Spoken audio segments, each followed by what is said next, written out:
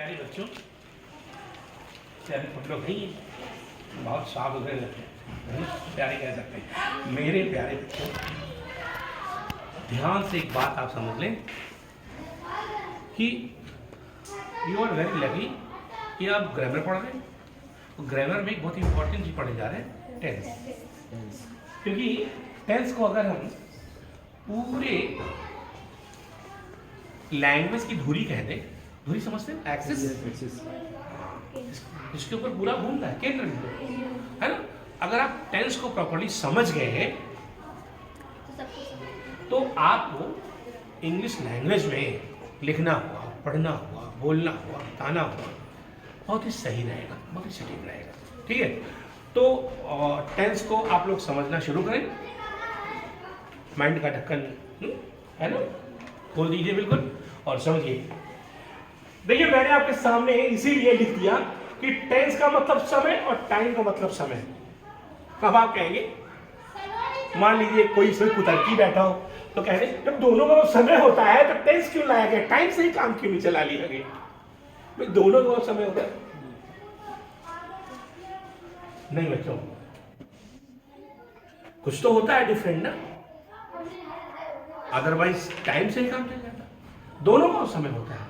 Tense means time and time means time, वही समय, दोनों का समय। तो ये होता क्या है कि हम लोग सबसे ज्यादा बर्बाद करते हैं तो क्या करते हैं, समय।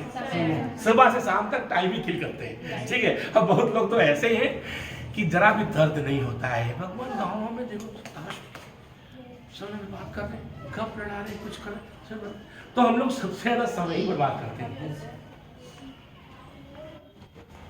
एक टाइम ऐसा होता है कि जिसको हम लोग नोटिस नहीं करते हैं और उस समय में कोई काम भी नहीं करते हैं, और जनरली वो सुबह हुआ बीत गया, हुआ बीत गया। तो ये जो अननोटिस्ड टाइम होता है, जिस टाइम का हमारे लाइफ में कोई इंपॉर्टेंस नहीं है, जिसमें कोई एक्शन नहीं डन करते हैं, जिस समय में हम कोई काम नहीं करते हैं, कोई एक्शन डन नहीं करते हैं, ठीक है, और जो जनरली जो टाइम बीतता है उस टाइम को टाइम कहते हैं। क्या कहते हैं? टाइम। लेकिन जिस टाइम में कोई पर्टिकुलर वर्क करते हैं, वर्क का कोई एक्शन डन हो रहा है, वर्क का ध्यान दीजिएगा, मेरे शब्दों को ध्यान दीजिए, वर्क का एक्शन डन हो रहा है, उसको टेंस कहते हैं। और इसीलिए प्रोफेसर मार्टिन साहब ने जब डिफिनेशन दिया टेंस की तो बड़ी सिंपल सी डिफिनेशन दिया कि the time which denotes action of the verb is called tense. बहुत ही सिंपल डिफिनेशन आपके सामने मैं लिख रहा हूं और बता रहा हूं।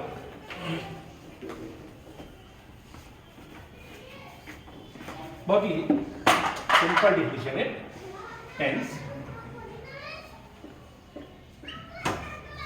The time which denotes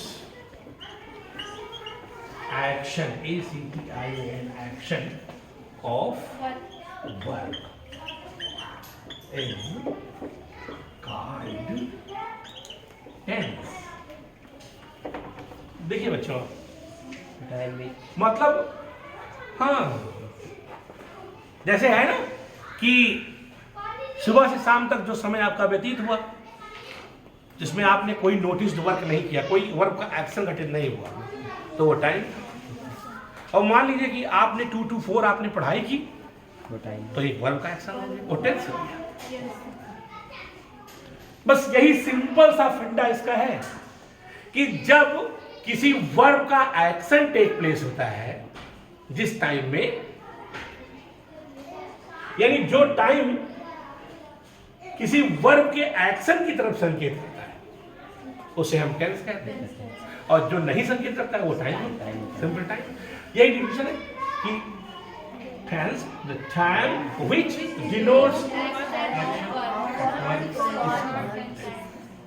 Hindi में वह समय जो क्रिया के कार्य की ओर संकेत करता है, संकेत करता है, उसे हम टेंस कहते हैं। Very easy and very simple definition. समझ रहे? जैसे है कि मैं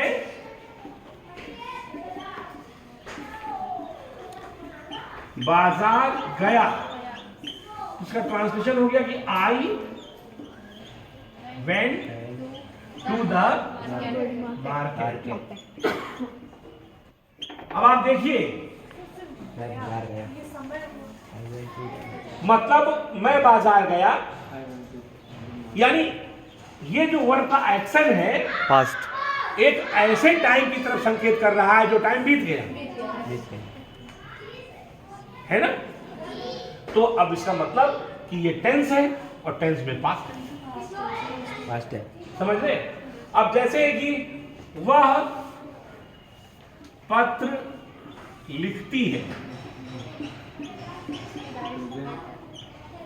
है ना?